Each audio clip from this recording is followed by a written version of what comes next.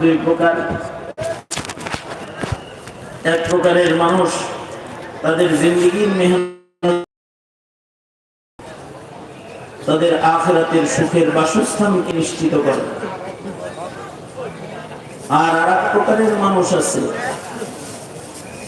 যারা জান্নাতের সুখের বাসস্থান থেকে গাফেল হয়, মন চাই জীবনকে তারা গ্রহণ করে, জান্নাত থেকে তারা গাফেল থাকে, আগুনের দিকে তারা নিজেকে ধাবিত করে, দোজখের দিকে নিজেদেরকে অগ্রসর করে।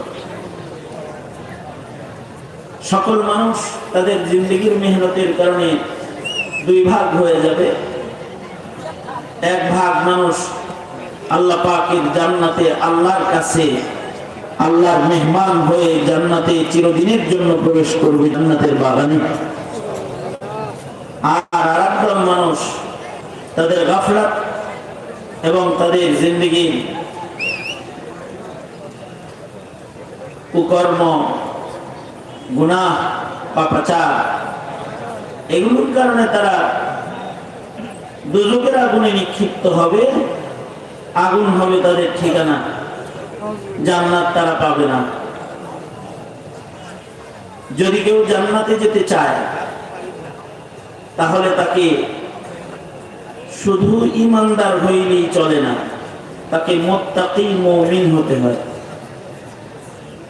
কারণ হলো মুমিন যারা গুনাহগার, যারা পাপাচারে অভ্যস্ত, ঈমান আছে কিন্তু তারা পাপ কর্ম সম্পাদনকারী, এদেরকেও দোজখের আগুনে আল্লাহ তাআলা ফেলবেন। ঈমানদার হওয়ার পরেও কিছু ঈমানদার দোজখে পড়ে যাবে।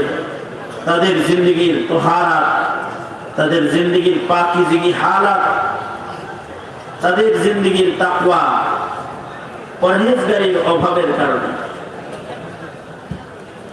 কারণ জান্নাতে ন্যূনতম গুনাহের ময়লা সহ আবর্জনা সহ প্রবেশ করা সম্ভব নয়। কেউ যদি জান্নাতে যেতে চায় তাহলে জান্নাত পবিত্র জায়গা, শুধু ইমানদার হলে যথেষ্ট না, তাকে পবিত্র ইমানদারের খাতায় নাম লেখাইতে হবে। তারপরে সে পবিত্র জান্নাতে যাওয়ার উপযুক্ত হিসেবে বিবেচিত হবে।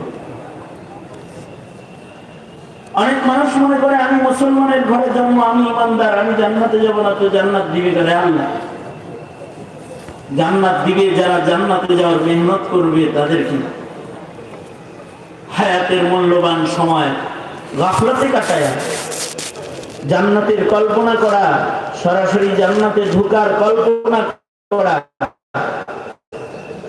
এটা মুমিনের জন্য শোভা পায় না। কারণ কল্পনার রাজ্যে ঘুরে ঘুরে আল্লাহর জান্নাত দখল করা যায় না।